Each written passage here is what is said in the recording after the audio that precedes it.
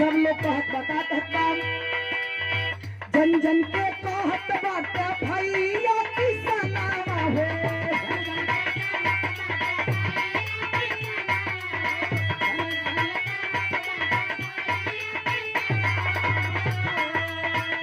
दिन चर्चा होला गंगा शिवनावा हो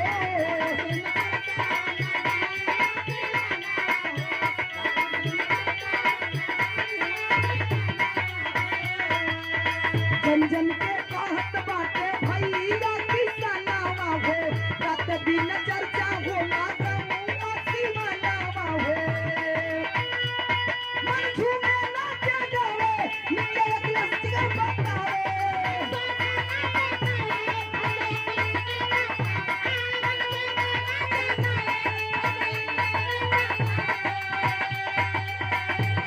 मन झूमे नाचे गावे निकले क्लासिकल बतावे अकिसिया बाजी पे धई के भिया नावा हो 2022 में आई है ससनावा 2022 में आई है ससनावा पूरा होई यारा पनावा हो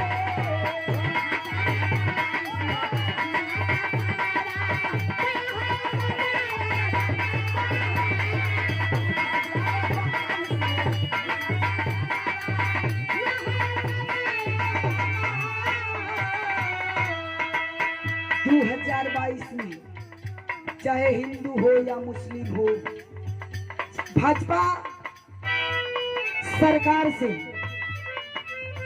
ये सरकार के जो नियम है जो सरकार के खेला हो रही है इस सरकार में गरीबों मजदूरों के लिए वो किसी सरकार में हुआ नहीं है। मेरे दोस्तों आज हमारे नेता माननीय अखिलेश यादव जी एक ऐसा नेता है गरीब दुखिया छात्र नौजवान किसान सब लोगों के सुख दुख में शामिल रहते हैं। समाजवादी ऐसा पार्टी है कि कोई जो है भाजपा से लड़ने वाला नहीं है, केवल समाजवादी लड़ रही है। इसलिए आप लोग को विचार करना पड़ेगा कि क्यों भाजपा वाले अंदर अंदर डर रहे हैं कि हम लोग ऐसा न हो कि हम लोग के पासा पलट जाए तो हम लोग को जवाब देना पड़ेगा।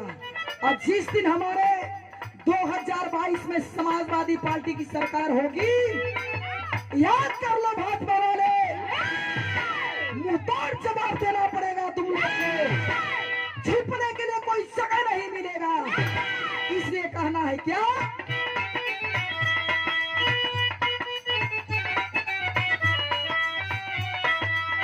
पूरा जवान सब कहेला चाहिए।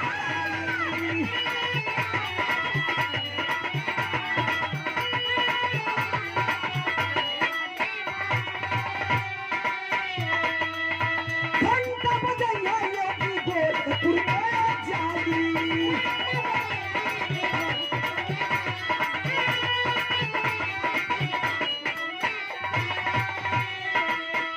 बुढ़वा जवान लड़का सियान सब कहत बा कि ये जोगी बाबा ये सीएम जी आपके खेला खत्म हो गई। आपके काम यह बा कि मंदिर में बैठ के घंटा हिलाई। ई राजनीति जौन बा पुजारी के कईल नहीं हो। ई राजनीति जौन बा आम जनता के सेवा करे बदे एक ही नेता एक ऐसा नेता है जिसका नाम अखिलेश सिंह यादव है।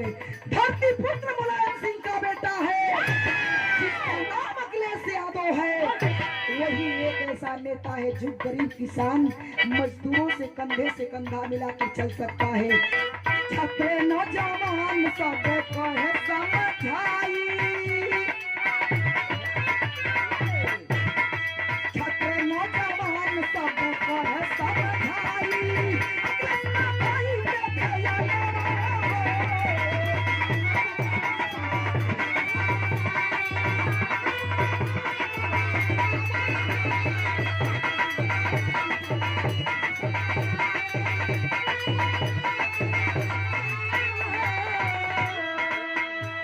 मन